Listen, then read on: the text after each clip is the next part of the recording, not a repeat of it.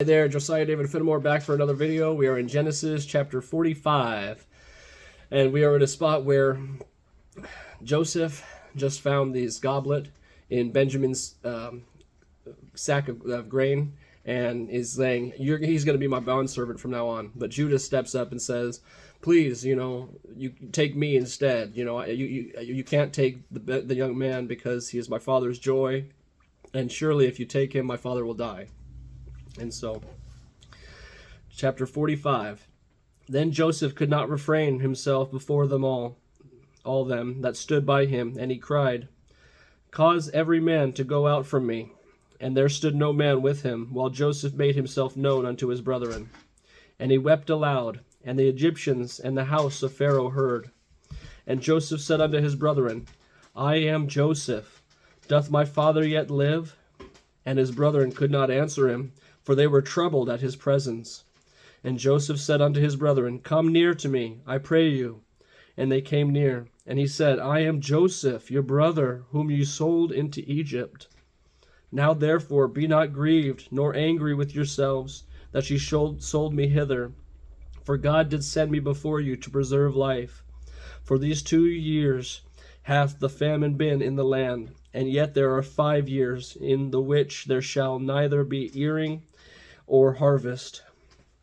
And God sent me before you to preserve you a posterity in the earth, and to save your lives by a great deliverance. So now it was not you that sent me hither, but God, and he hath made me a father to Pharaoh, and lord of all his house, and a ruler throughout all the land of Egypt. Haste ye, and go up to my father, and say unto him, thus saith my son Joseph, God hath made me lord of all Egypt. Come down unto me, tarry not. And thou shalt dwell in the land of Goshen, and thou shalt be near unto me, thou and thy children, and thy children's children, and thy flocks, and thy herds, and all that thou hast. And there will I nourish thee, for yet there are 5 years of famine, lest thou and thy household, and all that thou hast come to poverty. And behold, your eyes see, and the eyes of my brother Benjamin, that it is my mouth that speaketh unto you. And ye shall tell my father of all my glory in Egypt, and of all that ye have seen, and ye shall haste and bring down my father hither. And he fell upon his brother Benjamin's neck and wept, and Benjamin wept upon his neck. Moreover he kissed all his brethren, and wept upon them.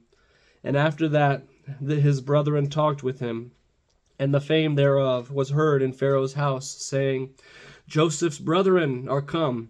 And it pleased Pharaoh well, and his servants.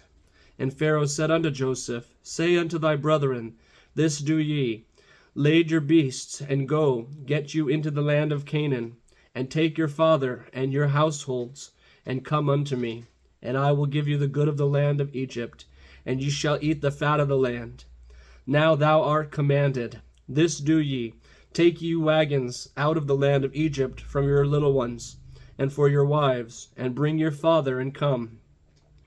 Also regard not your stuff, for the good of all the land of Egypt is yours.